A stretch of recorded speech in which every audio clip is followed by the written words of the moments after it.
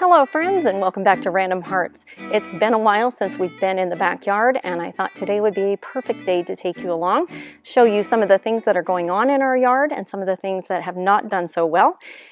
We have a beautiful overcast day today, and it's not supposed to get above 81 degrees. So we woke up this morning with 56 degrees, and it's kind of cool right now out here, but I thought I would take you around.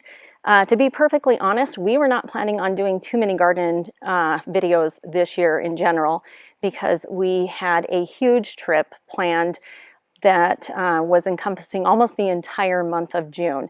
In June, we took our fifth wheel across country. We traveled through 9 different states and spent 26 days on the road.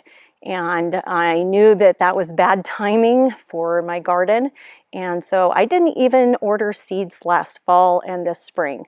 But as the weather changed and it got warmer and warmer in March and April, something inside me just couldn't handle it, and I planted what I had for seeds, and I've got a beautiful garden that's thriving, and I'll share with you in just a minute how all that turned out.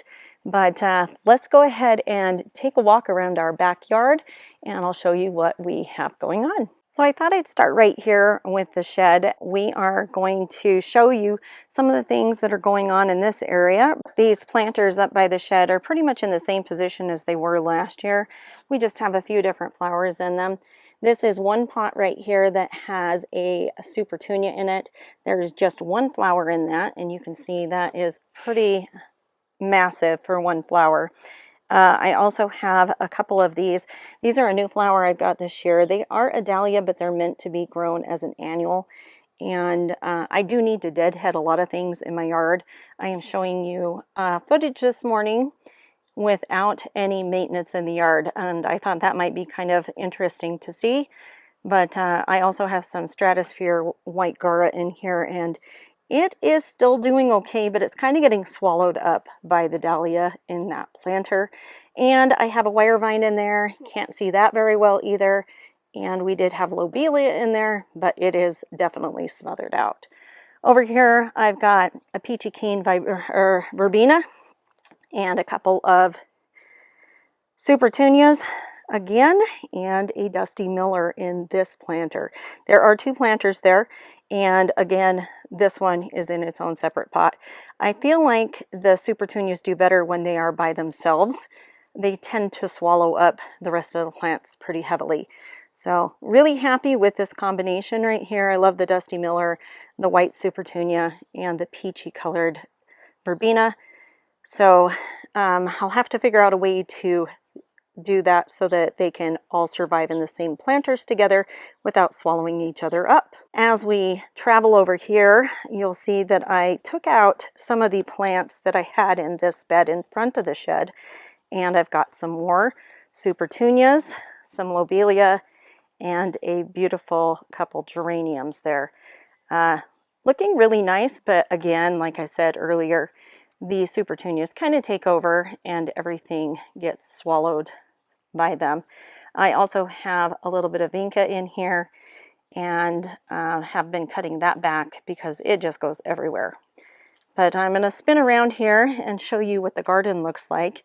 You can see we did get finished with our pavers here, or our patio flagstones, and that looks really good. I'm very happy with that. And this is what the garden is looking like this year. Now, this bed is a little bit different than I had planned. Normally, I do not put any of my herbs in my garden, but with us being gone, I wanted to make sure they had good water. So I did put all of my herbs, with the exception of a couple of basil, into this bed.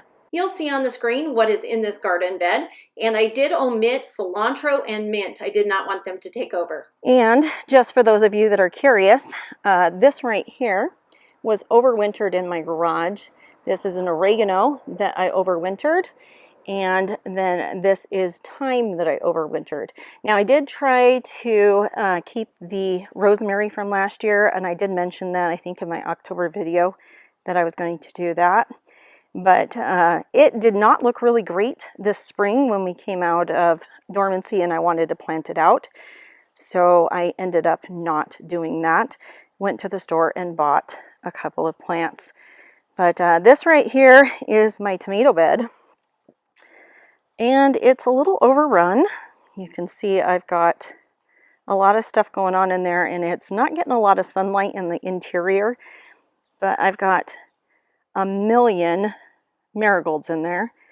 And we've got a lot of tomatoes happening too. We've been getting quite a few. But there are only 6 tomato plants in this bed. 2 varieties. I have New Girl tomatoes. That's this one right here. That's a New Girl. And then I've got 4 of my 5-star grape tomatoes. And if there is noise in the background, I do apologize. It is early morning. Got a lot of traffic on our street, and so that is just how things go around here. In this bed here, you'll see that I do not have my chives in here anymore. I did decide to take both sections out, and all we have in here is strawberries.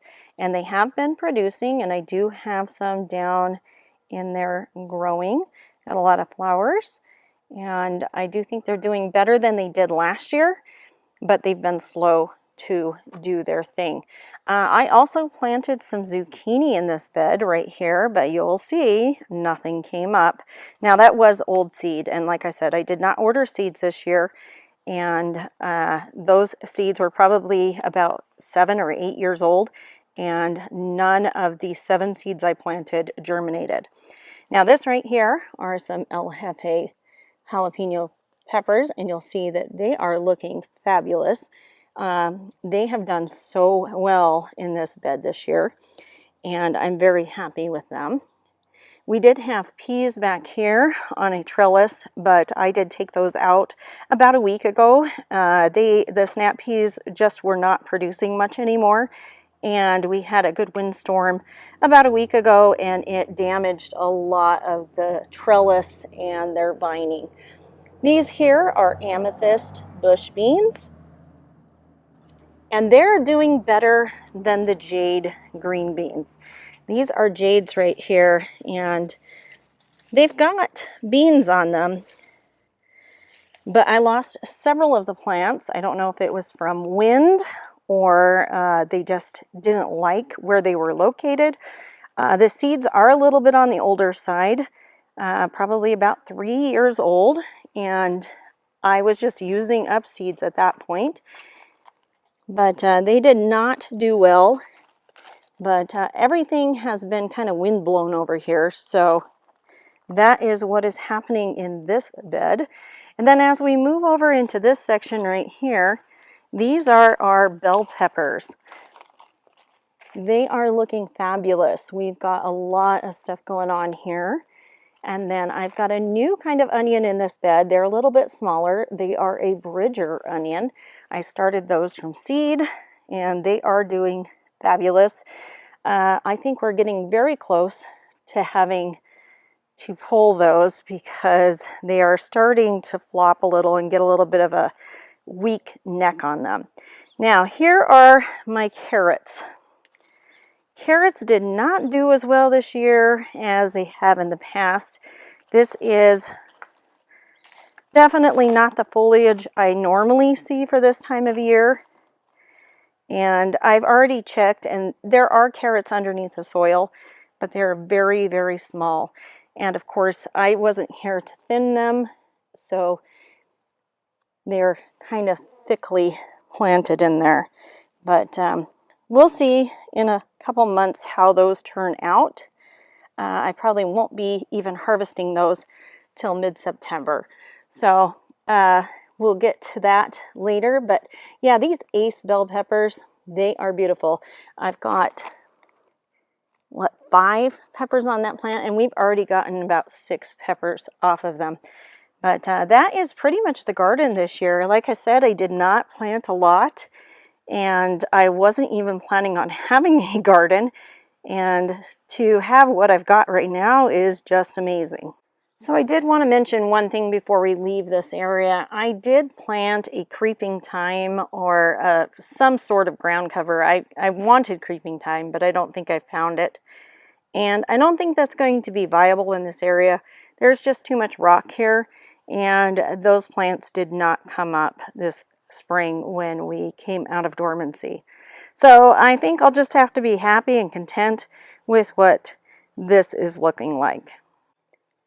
As I pan over to this next section, you'll see we still do not have our bridge in. I think that's going to probably be a project for 10 or 20 years from now. We just do not find the time to get that one done, and it's not that hard to step down into here or to move the lawnmower over that section. So it's not a priority. Now this section right here where we've got the fire pit, this one has seen a couple of changes. If you're aware, we did put this patio area in about 2 years ago now. I think this is its second season, and we are loving this area. It is just fabulous. I did have to take down my little sign that hangs up here, and that might be one of my craft projects over the winter, but I need to fix that. And then, you know, we've got some flowers in this bed, and some of them, like I said, need some cutback. They definitely are needing some attention, but I wanted you guys to see what the yard is looking like on a typical day. I come out here almost every other day and do deadheading and cutback of things that are needing work. But unfortunately, I am back to work. School is back in session, and I do not have the time that I do during the summer to take care of a lot of the things in my garden. Over here, I've got a couple of new perennials. I've got some daisies in here. These are Shasta daisies that I planted. I can't remember what this blue flower right here is. I might put that up on the screen if I kept the tag. Then I've got a daylily right here. This is going to be a peachy colored daylily. And then I've got a delphinium right here, which I'm not certain that's going to make it. I think it's a little too windy right here in this section for that plant. But it's a beautiful blue color, and I loved it over here when it was blooming. And then, of course, we've got our Canadian red chokecherry here. It has just gotten so big this year, and we've been keeping it pruned up, which is something you do have to do with chokecherries because they like to be almost a bush rather than a tree. And then I wanted to tell you guys a little bit about what's going on in this area here. Now, this was our dog's bathroom area. We had built this section just for her so she could use the bathroom and not be trained to use our regular lawn. And we did lose her in October. End of October, she just suddenly got sick and stopped eating and found out that she had an enlarged heart and her liver was malfunctioning, and we ended up having to put her down. And honestly, that was probably one of the hardest decisions that we've ever had to make, and I struggle with it daily. But yeah, she is gone, and we are trying to figure out what we want to do with this grassy area. It does have water to it, but it is difficult to mow, and I've been thinking about maybe putting strawberries up there and moving all of my strawberries to that section, building a couple of beds, and making that just a berry area. Right here, we've got all of this flower bed. You can see that my Stella d'Oro daylilies are already done blooming, and they need to be cut back almost already. We've got a little bit more time, maybe a couple more weeks. But everything looks beautiful in here. Got my Dusty Millers again this year, and a bunch of marigolds. All the marigolds in the yard I grew from seed. All the zinnias in the garden I grew from seed. But like I said, I was really limited this year on what I was planting because I didn't expect to be even growing a garden this year. This right here is one of my favorite views. Again, we've got those annual dahlias up here, and then the Supertunia Bordeaux, and then the Supertunia Snowdrift. I believe that's Snowdrift. And there were Dusty Millers and Peachy Keen in this one, Verbena, but it swallowed it out, killed it off right away, so you can't even see those. But this is just looking beautiful. We are really happy with how everything feels over here, and I love this new fountain we got. much better sound than our previous one. But like I said, I have a couple of herbs over here on pots under the apple tree. And that is all I have over here. I did not plant anything else. This section doesn't get a ton of water. It just gets overspray from the sprinkler system. So we're going to have to figure out something for that as we move forward. As we pop out here on the front side of the deck, I might get my own shadow here. The sun did decide to come out, and it is warming up very quickly out here. Not much has changed underneath this apple tree. We still have our little red wagon, and that is full of Dusty Miller. Again, a Super Bina, or not a Super Bina, a Super Petunia. And then we also have a couple of those. This is kind of like a repeat of what's in front of the shed. So I've got the same geraniums and lobelia in this planter. But unfortunately, this one did worse than all the rest, and the Super Petunia took over completely. We have a bunch of Queen Sophia marigolds here. I did plant all those from seed, like I said. And then everything else is just kind of doing its own little thing here. I got a Veronica right here that I added this year. And I do need to cut that back already. But it's doing well. And so are the Gaillardia back here. And I'm really happy with how this section's moving along. But I do need to find some strappy grass texture. I'm thinking I might divide some of my Stella d'Oro daylilies and move them over to that section. So these right here have kind of outgrown their space, and maybe I'll move one of them over to under the apple tree next year. We'll see how that goes. But again, not much has changed in this bed, and almost everything is done in this bed growing. I usually take this one apart first in the fall, so it's pretty typical for this one to lose all of its color pretty quickly in early August, and then by late August, early September, I am ready to take it out. But you'll see right here we have some issues with our retaining wall, and we are going to be working on that here in the next couple of months. We have blocks all along the retaining wall that need to be reattached. But this one right here, we've got a root coming through.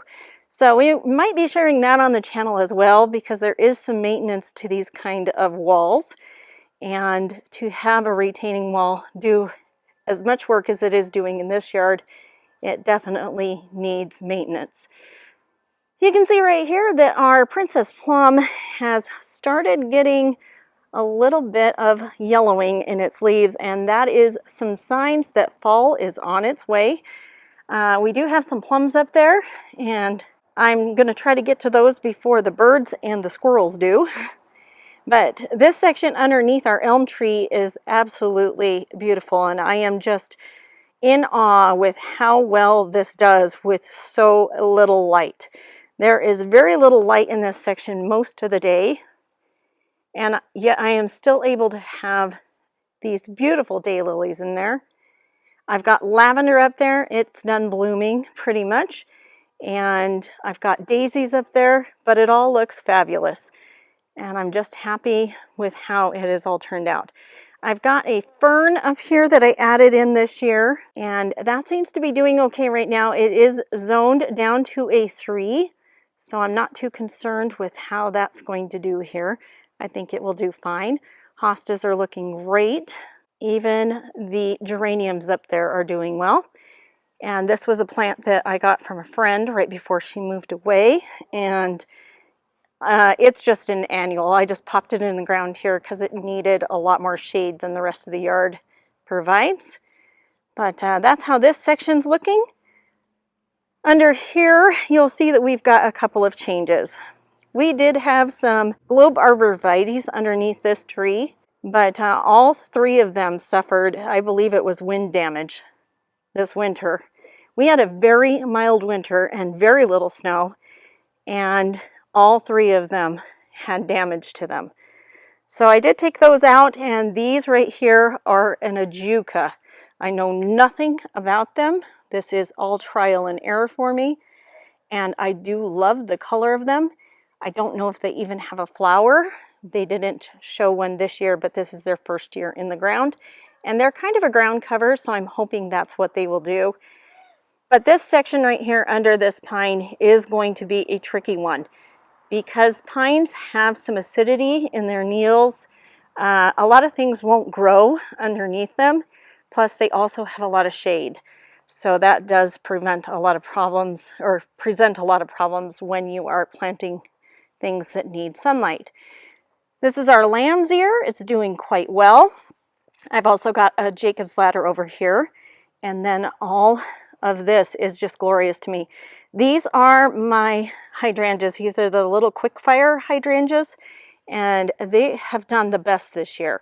They just look fabulous. And they're changing color already. And I'm very happy with that.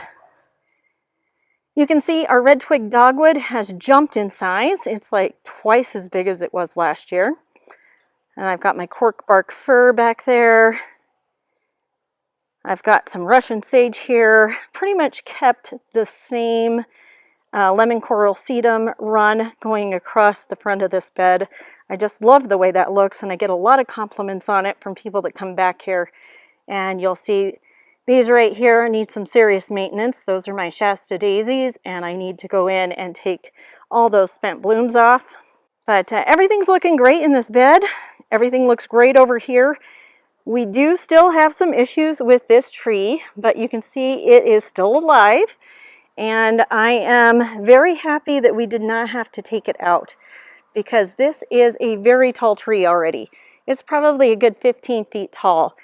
And we did lose almost the entire right-hand side of this tree 2 years ago. We're not even sure what happened, but it is trying to come out of it. It's going to be a little bit lopsided, but any shade here is welcomed. So we will just keep babying that along and hoping that everything works out in the end. But you can see I've got a lot of things going on here. I did plant some Artemisia here, and it is bloomed.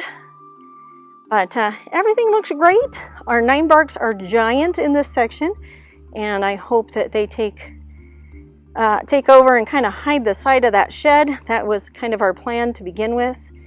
But I think that is going to be our yard tour.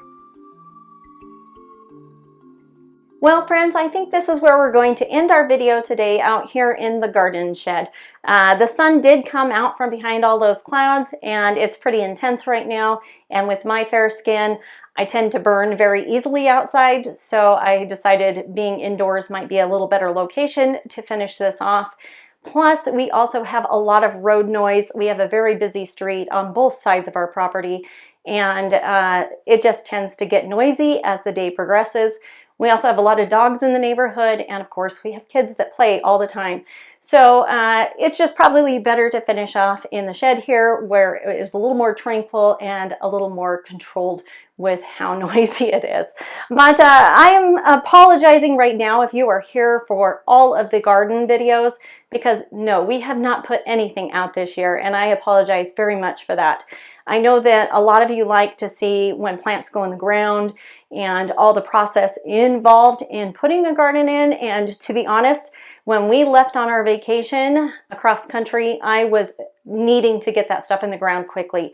I really did not have the time to set up cameras and put everything in the ground and film all of it. So we put everything in the ground the first week of June, and we were gone by the 6th. And for us here in Wyoming, where I live, that is a pretty scary time to actually put things out in the garden because we are barely past our frost date. And that means that we could freeze at any point. And I would love to be there and protect my plants. I can cover them, I can do that kind of stuff. But when I am out of town, that's an impossibility. I also had to have all of our sprinkler system up and running before we left. And we did run that daily while we were gone. And I wish I had taken pictures of what the yard looked like when we came back, because it was a jungle. Our aspen tree had sprouted all of its new little sprouts everywhere, and some of them were almost 3 feet tall. They were tall. So it looked like a jungle in the backyard, and like I said, I wish I had taken pictures of it, or at least done some video footage of us cleaning up all of that mess, but we did not, and I apologize that we have not put any videos out on this channel for a while now, but I'm hoping that we'll get back into the swing of things and that this will become a regular occurrence. So if you have any questions about today's video and you have any comments on it, please leave those in the comment section down below. If you've liked this video, give it a thumbs up, and if you haven't subscribed to the channel, please consider subscribing. We love hearing from you, and we hope you have a lovely day wherever you are, and we'll talk to you soon. Bye-bye.